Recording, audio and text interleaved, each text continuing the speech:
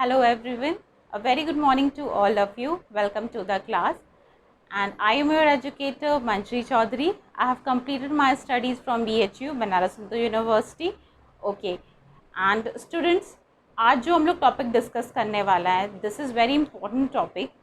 Okay, so इससे पहले जो मैंने लेक्चर लिया था आपका उसमें मैंने इंटरफेस के बारे में डिस्कस किया था. इंटरफेस सेल साइकिल की एक इम्पॉर्टेंट फेज़ होती है जिसमें हम लोगों ने G1, S, G2 and M phase के बारे में देखा था. ओके, एंड मैंने डिफरेंट फेजेस में कैसे फंक्शन होता है स्पेसिफाई करके आपको उस लेक्चर में बताया था. एंड अगर आपने वो लेक्चर नहीं देखा है देन सेल साइकिल्स की नाम से एक लेक्चर है, आप उसको अटेंड कर सकते हैं जाके. ओके, तो आज हम लोग बेटा बेसिकली क्या डिस्कस करेंगे, आज डिस्कस करेंगे माइटोसिस के बारे में. ओके, या एम फेज़ के बारे में. क्लियर. अब देखिए कि माइटोसिस क्या होती है. सबसे पहला क्वेश्चन तो ये है कि माइटोसिस होती क्या है. Okay, what is mitosis. Okay, ठीक है.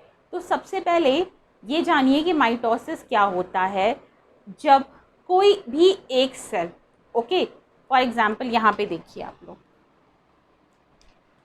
जब कोई भी एक सेल, मैंने माना ये एक सेल है. ओके, क्या है, एक सेल है एंड इसमें 2n नंबर क्रोमोसोम्स है एंड 2n नंबर क्या है आपका डीएनए कंटेंट है. एज्यूम करिए ये 2n क्या है, क्रोमोसोम नंबर है एंड 2c क्या है, डीएनए कंटेंट है. ये एक सेल के बारे में बात कर रहे हैं. ठीक है. अब देखिए, अगर इस सेल में माइटोसिस हो, अगर इस सेल में माइटोसिस का प्रोसीजर होगा एंड ये क्या है, ये एक पेरेंट सेल है. ओके, पेरेंट सेल है.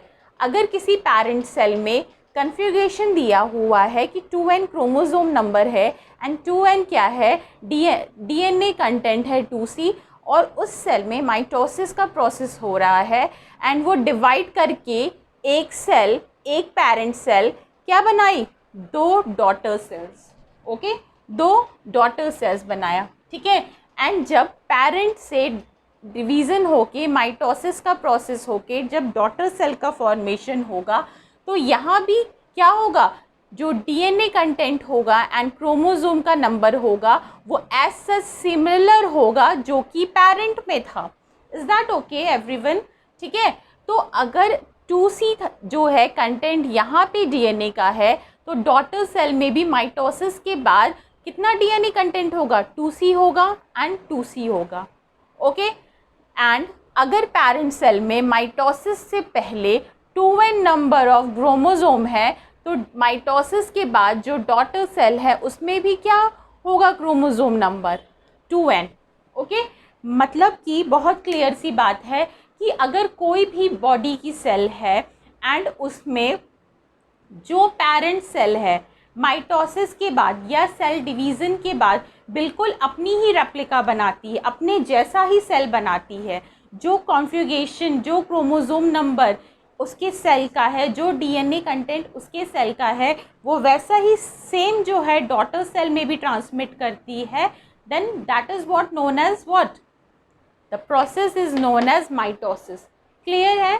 माइटोसिस क्या होता है, माइटोसिस अपनी ही तरह रेप्लिका सेल्स बनाती हैं जिसमें कि डीएनए का कंटेंट जो है एंड क्रोमोसोम का कंटेंट जो है parent cell to daughter cell change नहीं होता है. ओके, बिल्कुल क्लियर है यहाँ तक. ठीक है, नेक्स्ट मूव करते हैं.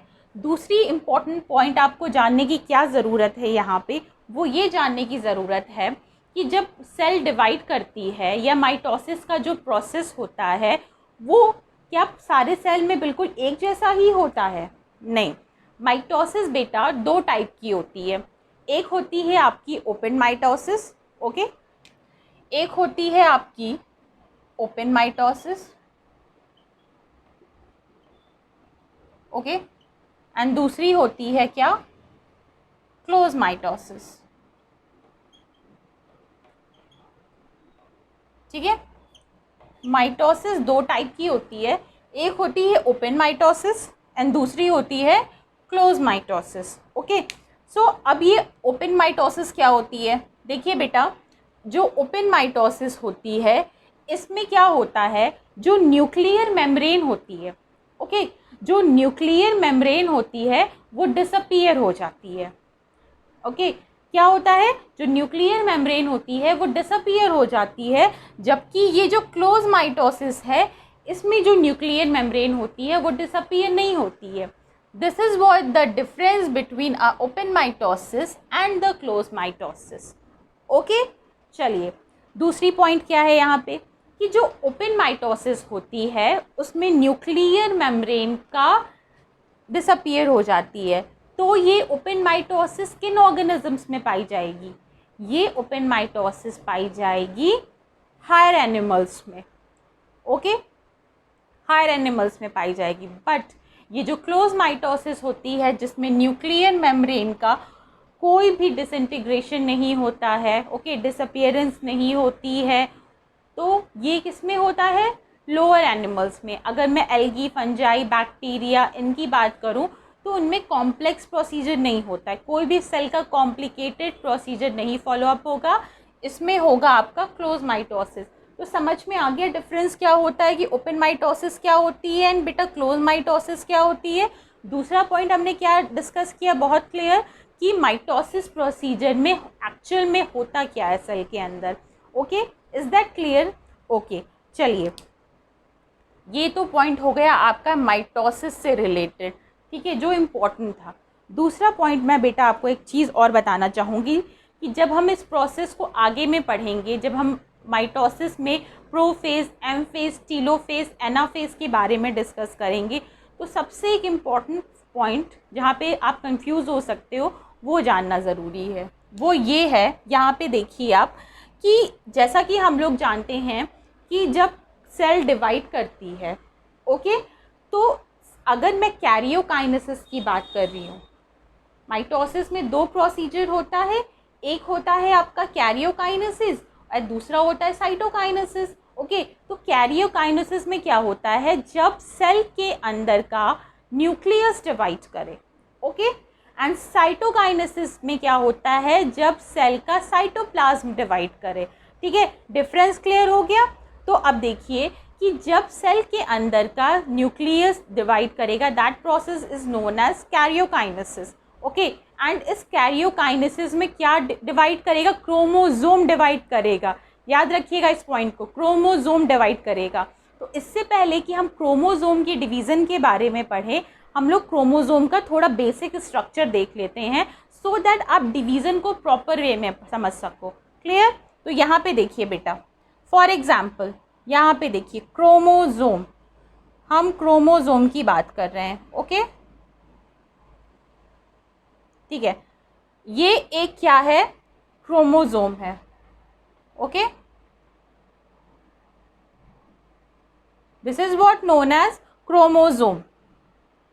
क्रोमोसोम की ये क्या है, दोनों आर्म्स हैं, ओके, तो इन क्रोमोसोम के दोनों आर्म्स को क्या कहते हैं, sister chromatid, sister chromatid. Okay, दूसरी चीज़, ये दोनों सिस्टर क्रोमैटिड एक पॉइंट पे अटैच हैं, ओके, ये इस पॉइंट से अटैच हैं, इस पॉइंट को क्या बोलते हैं, सेंट्रोमियर।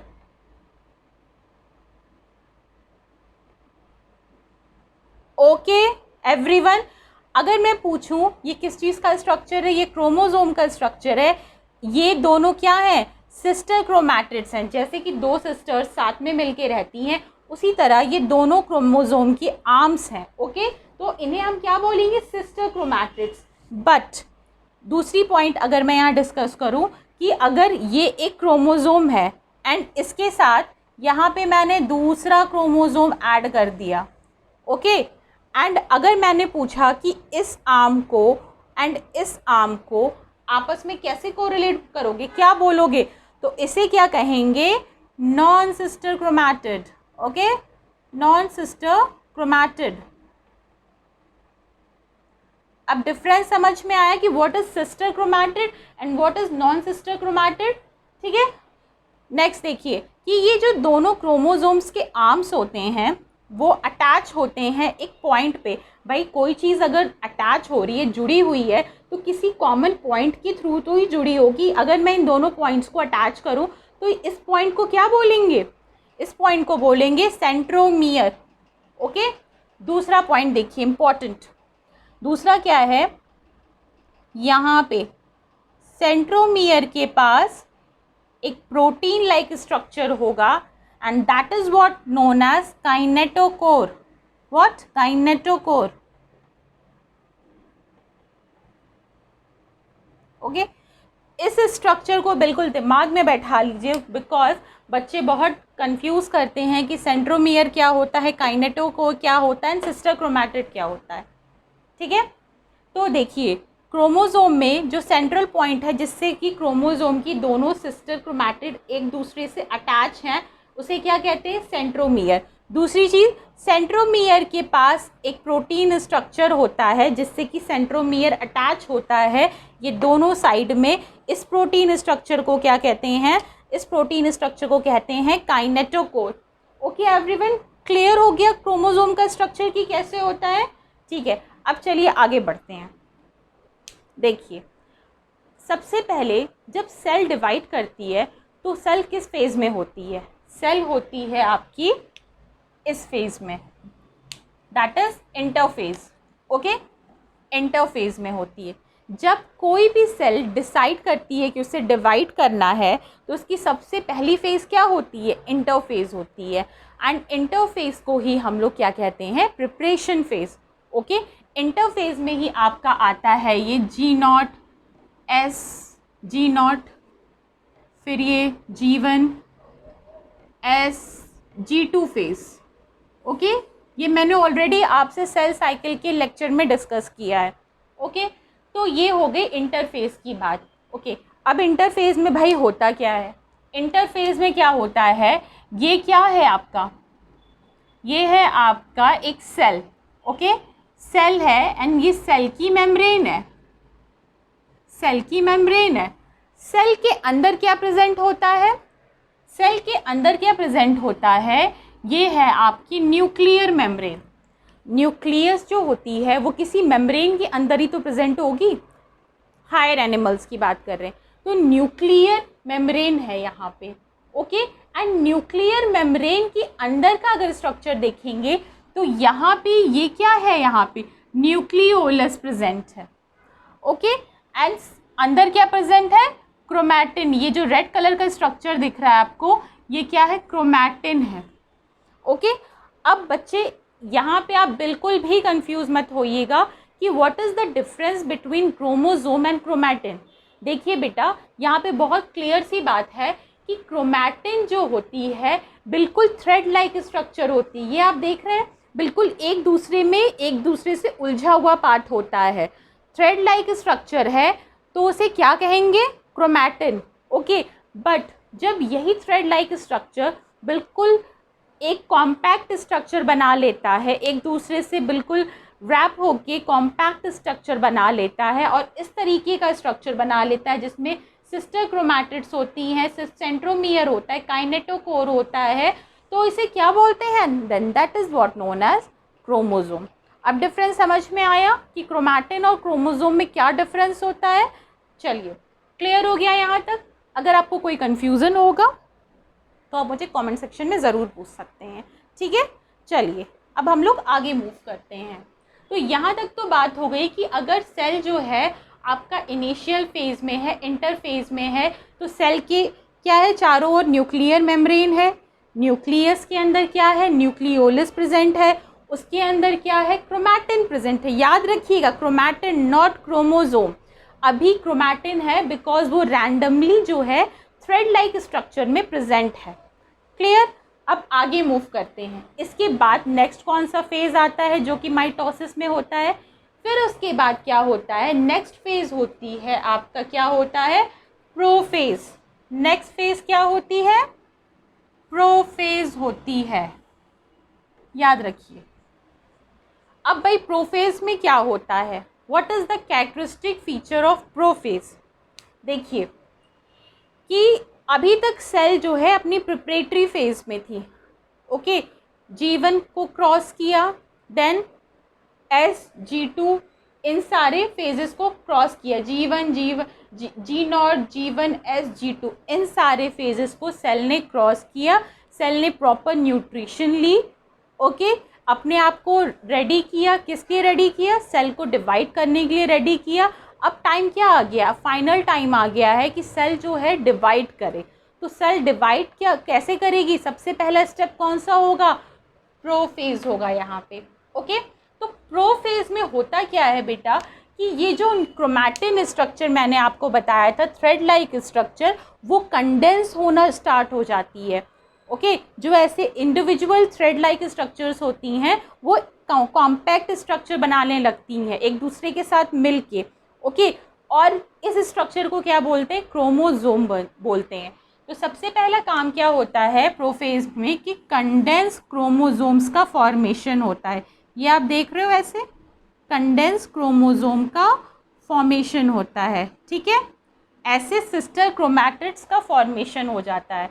दूसरा इम्पॉर्टेंट पॉइंट क्या है कि ये जो मैंने न्यूक्लियर मेम्ब्रेन इंटरफेज में बताया था, आप यहाँ देख रहे हो कंटिन्यूअस लाइन है न्यूक्लियर मेम्ब्रेन की, कोई रैप्चर नहीं है, कोई डिसअपियरेंस नहीं है, कोई डिसइंटीग्रेशन नहीं है।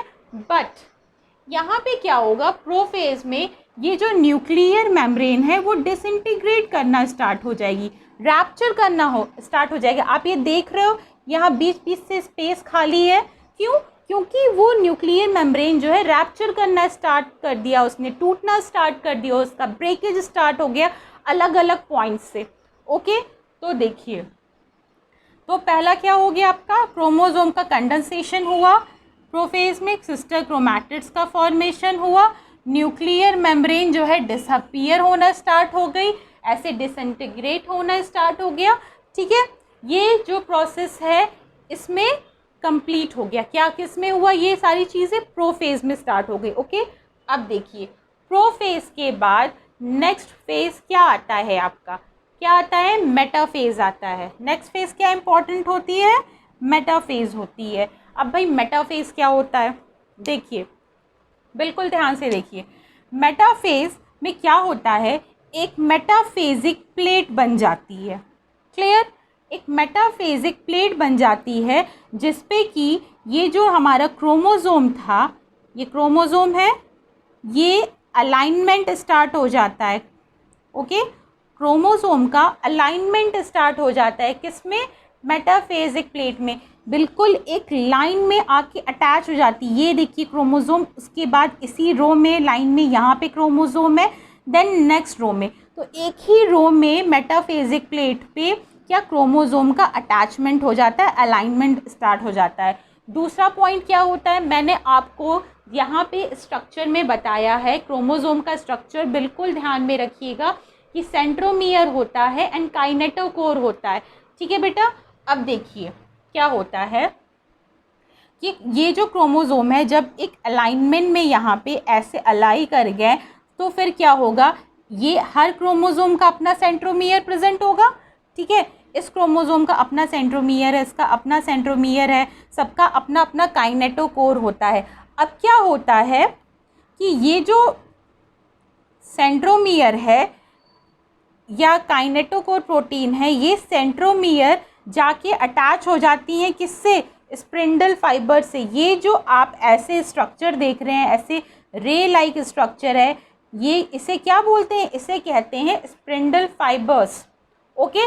तो ये और ये दूसरा स्ट्रक्चर क्या है जो दो पोल्स पे प्रेजेंट है, इन दोनों स्ट्रक्चर को कहते हैं सेंट्रियोल, ओके। तो सबसे पहले तो आप ये जान लो कि व्हाट इज सेंट्रियोल, ओके। पहला इंपॉर्टेंट पॉइंट कि सेंट्रियोल सिर्फ और सिर्फ एनिमल सेल में प्रेजेंट होता है, प्लांट सेल में एब्सेंट होता है, क्लियर।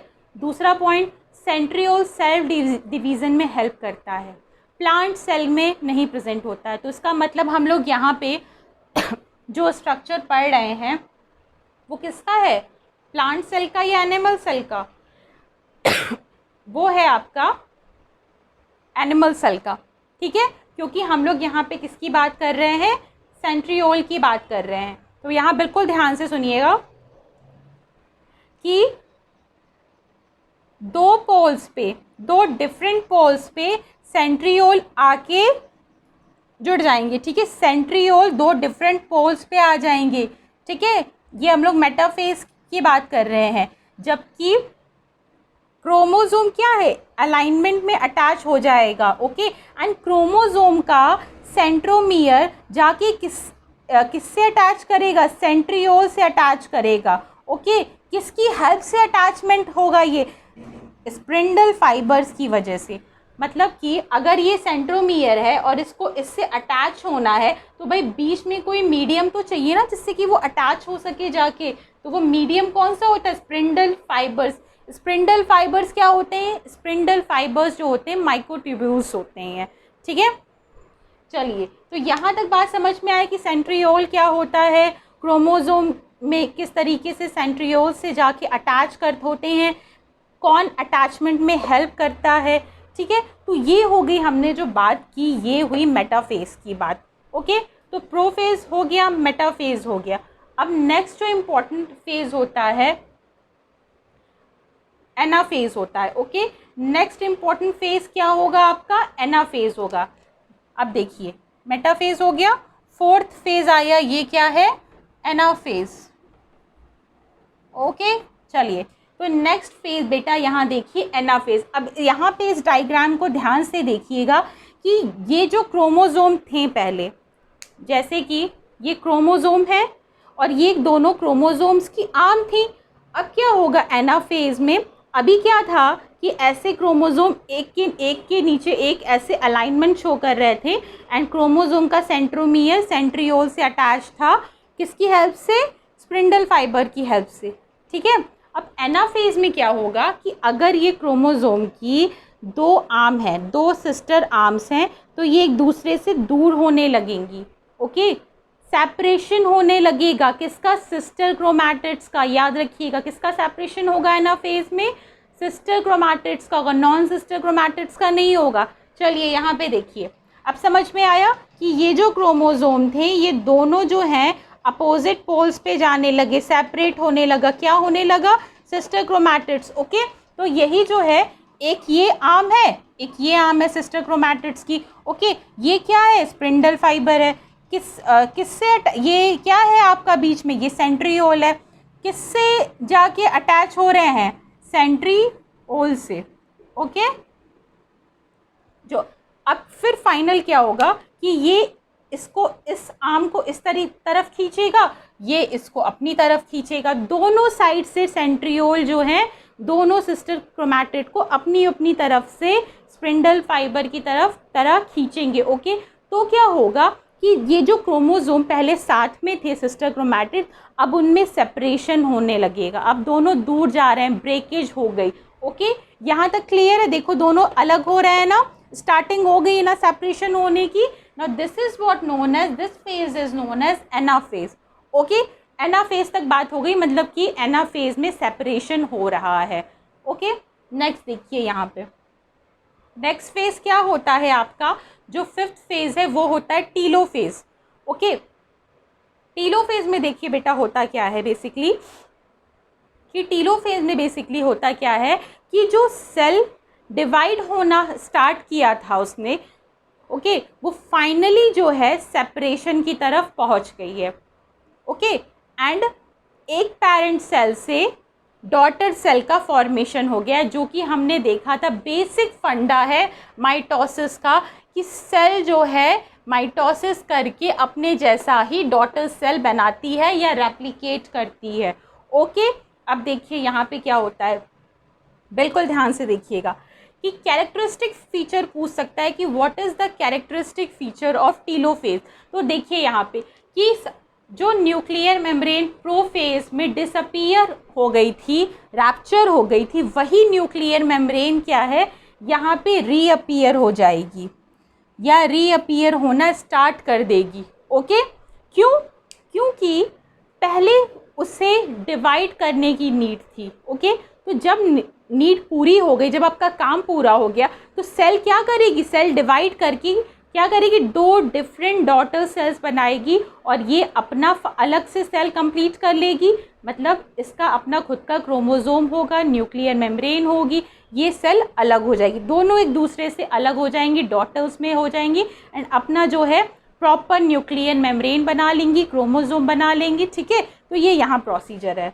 अब देखिए, जो न्यूक्लियर मेम्ब्रेन यहाँ पे डिसअपीयर होना स्टार्ट हो गई थी, यहाँ पे क्या है, रीअपीयर हो गई, यहाँ पे न्यूक्लियर मेम्ब्रेन फिर से आ गई है। ओके, और यहाँ पे सेल्स के अपने सेपरेट होके क्रोमोसोम्स भी आ गए हैं। ठीक है, अब देखिए यहाँ पे ये चीज़ देखिएगा कि जब 2 सेल एक दूसरे से प्रॉपर ऐसे खिंचती हैं तो ये बीच में कुछ फेरो लाइक स्ट्रक्चर या सेल प्लेट लाइक स्ट्रक्चर बनेगा। ओके, ऐसे कुछ स्ट्रक्चर बनेगा, या इसको हम बोल सकते हैं 2 टाइप से हो सकता है, either it can be cell plate और सेल फेरो। ओके, एक चीज़ याद रखिएगा कि सेल प्लेट का जो फॉर्मेशन होता है वो कब होता है, वो होता है प्लांट सेल में। This point, remember this point कि सेल प्लेट का जो फॉर्मेशन होता है वो सिर्फ और सिर्फ प्लांट सेल में होता है। एंड एनिमल सेल में फिर क्या बनेगा, एनिमल सेल में या तो सेल फेरो बनेगी, ओके, या कॉन्ट्रैक्टाइल रिंग बनेगा एनिमल सेल में। ठीक है, यहाँ तक क्लियर है, आप लोग को समझ में आ रही है बात। तभी तो अगर ये दोनों सेल्स डिवाइड होंगी तो बीच में क्या एक प्लेट लाइक स्ट्रक्चर या सेल फेरो लाइक स्ट्रक्चर या कॉन्ट्रैक्टाइल रिंग बनेगी, सो दैट ये इन्हें हेल्प करेगी कि बिल्कुल ऐसे स्ट्रेच होके 2 डिफरेंट सेल्स में वो डिवाइड हो जाए। ओके, एंड फिर क्या होगा, सेल का साइटोप्लाज्म भी डिवाइड कर जाएगा, ये सेल डिवाइड करके अपना साइटोप्लाज्म बना लेगा, ये सेल डिवाइड करके अपना, एंड इसी प्रोसेस को क्या कहते हैं, साइटोकाइनेसिस। ओके, तो बात समझ में आई कि टीलोफेज में क्या हो रहा है। टीलोफेज में क्या हो रहा है कि जो न्यूक्लियर मेम्ब्रेन थी वो फिर से रीअपीयर हो जा रही है। ओके, और सेल का फाइनल डिवीज़न हो जा रहा है, जो क्रोमोसोम यहाँ पे सेपरेट होना स्टार्ट किए थे वो फाइनली किस में जाके सेपरेट हो जा रहे हैं, टीलोफेज में। ओके, फिर उसके बाद क्या हो रहा है, साइटोप्लाज्म का डिवीज़न हो रहा है, दैट इज़ व्हाट साइटोकाइनेसिस हो रही है आपकी।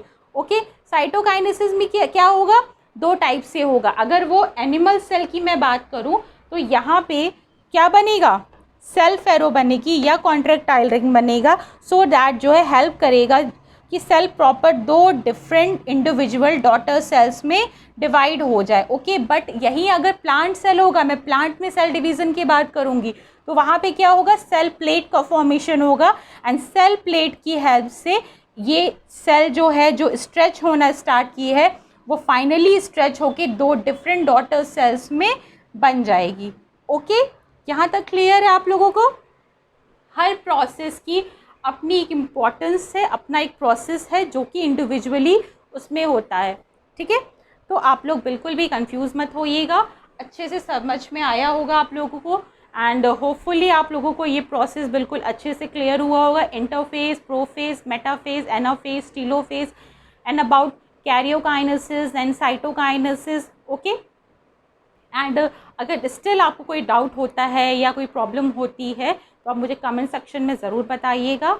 Okay, and thank you so much for watching this session, thank you so much to joining this session, and please like, share and subscribe to my channel, and thank you so much everyone.